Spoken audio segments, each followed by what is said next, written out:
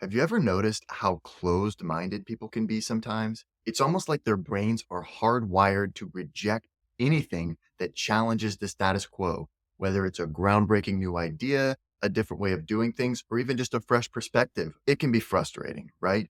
But what if I told you there's a way to hack into these mental defenses? In this video, we'll explore three psychological strategies to bypass people's cognitive firewalls and open their minds to new possibilities. Get ready to dive into illusory truth, credibility cues, and the self reference effect. Imagine you're a secret agent trying to infiltrate a heavily guarded enemy fortress. You could charge right in the front gate, guns blazing, but chances are you'll get shut down pretty quickly.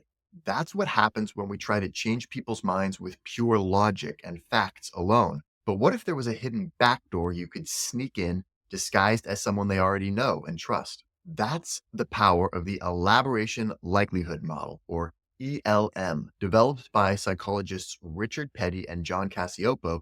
This model shows that there are two pathways to persuasion. There's the central route of careful reasoning, where we process things deeply, and there's the peripheral route, where we make snap judgments based on superficial cues. But the real magic happens when we combine both routes together. Let's look at how you could apply the ELM to a real world situation. Imagine you're trying to convince your boss to adopt some new productivity software. You could put together a PowerPoint presentation full of statistics about improved efficiency. That would be the central route to persuasion. But you could also mention that the CEO of a major company in your industry recently raved about the software on Twitter. That would be the peripheral route. Of course, your best chances of success come from combining the two. By mixing together hard facts and subtle nudges, you create this 1-2 persuasion punch that will slip right past your boss's mental defenses. So, in order to hack into the human mind, our goal is to find creative ways to combine those two different routes to persuasion, the central route and the peripheral route, together. Let's look at three different research backed approaches on how to achieve this. The illusory truth effect is a psychological glitch that makes our brain mistake repetition for truth. In a classic study, researchers showed participants a set of trivia statements. Some were true and some were false. They found that people were significantly more likely to believe the false statements if they'd seen them before. And it didn't even matter if they could remember where they'd seen them. This is because our brains love to take mental shortcuts, and familiarity feels like a sign of credibility. The more we hear something, the more we feel like that must be true. So, how can you leverage illusory truth to engage both the central route and the peripheral route and hack into someone's mind? Picture this: you're preparing for a job interview and you really want to emphasize your strong work ethic. To leverage the illusory truth effect, you might weave that theme into multiple different parts of your application. In your cover letter, you could talk about a time when your dedication led to a big win at work. During your interview, you could share a story about how you always stay late to make sure projects are done on time. By subtly repeating this idea in different ways throughout the interview process, you're priming the interviewer to think, wow, this person is really dedicated, even if they don't consciously remember each instance when you said this. This way, when you finally get the chance to answer the question, why I would be a good person to work here, and you say, because I'm a hard worker and I'll do whatever it takes to get the job done, they feel like, I believe this person. So the illusory truth effect is the first strategy for engaging both that central route and the peripheral route to really hack into someone's mind. The second approach we're going to talk about is called credibility cues. Imagine you're at a party and a stranger starts telling you about an amazing investment opportunity. You're probably going to be skeptical until they mention that Warren Buffett just made a huge investment. Suddenly, this is starting to sound a lot more interesting. That's the power of credibility cues. These are little details that make a message feel more believable, even if they don't actually change content itself.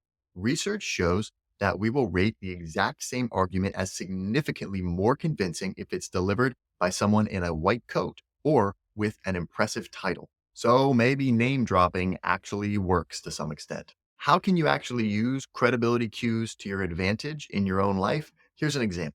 Say you're at a networking event and you strike up a conversation with a potential client. You could casually mention a project that you just completed for a prominent company in the industry. Or you could share an insight from a recent conference you attended, which frames you as someone who stays on the cutting edge of what's happening in this field. By dropping these hints about your credibility, you'll make the other person more likely to trust and remember you, even if they don't consciously know why. So that's illusory truth and credibility cues. Now, the third strategy to make your message really resonate is something known as the self reference effect. The self reference effect is a psychological quirk that makes information more meaningful and memorable when it's associated with ourselves. In one study, researchers had participants read a list of words and decide whether they described themselves or someone else. Later on, they found people were much better at remembering the words they had linked to themselves. This is because our brains are egocentric. We can't help but pay closer attention to things that are about us. So, how can you activate the self reference effect in your own communication? Let's look at an example.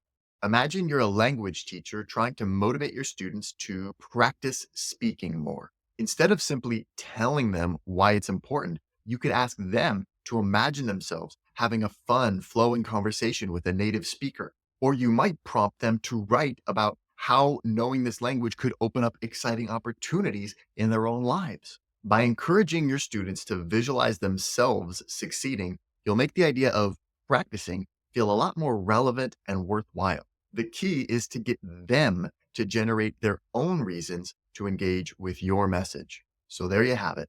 3 psychological hacks for bypassing people's mental defenses and opening their minds to new possibilities. We've looked at illusory truth, credibility cues, and the self-reference effect. And we've seen how these strategies can help you engage both the central and the peripheral route to persuasion. Whether you're pitching a project at work, acing a job interview, or trying to motivate a room full of students, I hope you found this video helpful. If you did, don't forget to hit that like button and subscribe for more science-backed communication insights. Until next time, keep hacking your way to a more persuasive future.